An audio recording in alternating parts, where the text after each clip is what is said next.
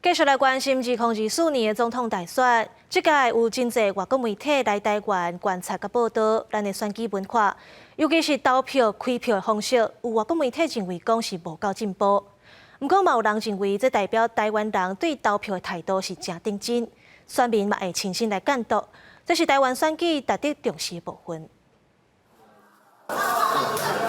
选务人员甲选票填开，那化名、那检票，这是咱台湾人拢正熟的开票作业。一寡外国媒体，亲像美国 CNN、韩国 YTN， 拢指出台湾投票开票拢用人工已经上落伍。但是也有外国内的观选团成员认为，安尼是虽然传统，却也凸显台湾人对投票的谨慎。亲像加拿大的华裔政治评论家龚祖信就表示，开票现场看到定数真公开透明，民众拢会主动来监督防止恶象作业，迄种成为选民的骄傲。 和责任感会印象加深，所有人都在共同监督，所以就保障了台湾的民主。因为毕竟台湾现在是处在跟这个中共的集权抗争的最前线，所以守护台湾的民主是重中之重。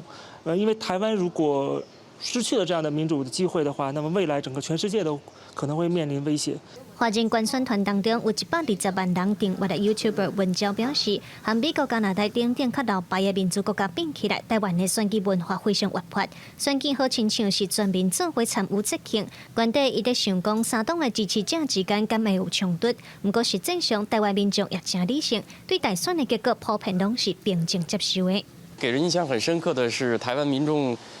在这个选举活动中是理性和激情并存啊。 就是我在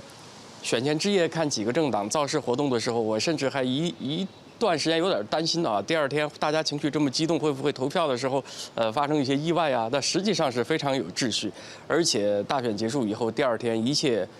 恢复正常，非常安静啊。这都让人感受到了台湾民主生活已经扎下了根基。 文章嘛指出，根据伊的观察，这些老牌民主国家的选民对政治参与的程度愈来愈低，投票率甚至无到5%。不过台湾算有到7%，伊认为民众的参与率这么高，实在真难得，是这些民主国家值得学习的部分。记者卢尚如、张玉瑞台北报道。